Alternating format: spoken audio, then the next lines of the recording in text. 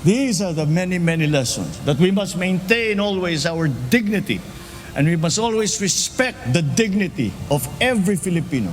And not only respect the dignity of every Filipino, but we must fight for the dignity of every Filipino.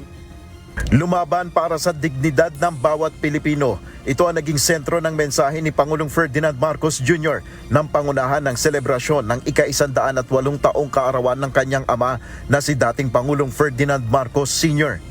Ayon pa kay Pangulong Marcos, kabilang sa mga aral na dapat anyang matutunan sa kanyang ama ay ang palaging pagpanig sa pambansang interes alang-alang sa kapakanan ng mga Pilipino. We must always remember that to provide good service, to be able to bring good service to our people, then that we must remember. We must be motivated by the lessons that he left with us.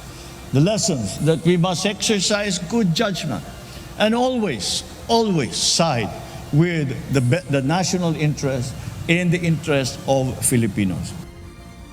Dagdag ng Pangulo, itinuro ng kanyang ama sa kanya ang halaga na yakapin ng hirap at mga hamon para magawa kung ano ang tama. Hinimok rin niya ang mga Pilipino na mamuhay ng naaayon sa pamantayan na iniwan ng kanyang ama sa pamamagitan ng pagtupad sa kanilang sibil na pananagutan. Binigyan din rin ni Pangulong Marcos na hindi niya papayagan na maibagsak ang sinumang Pilipino ng mga nasa kapangyarihan o sinumang tao.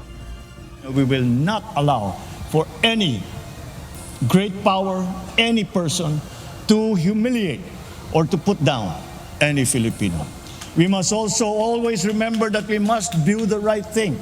That despite the difficulties, we must always find ourselves on the right side of history.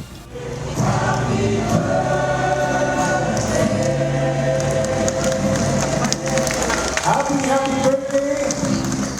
Matapos ang programa, binati si Pangulong Marcos sa kanyang ika-68 kaarawan sa darating na September 13. Nel Maribuhok, UNTV News and Rescue, Diyos ang aming sandigan, serbisyo publiko ang aming pinahalagahan.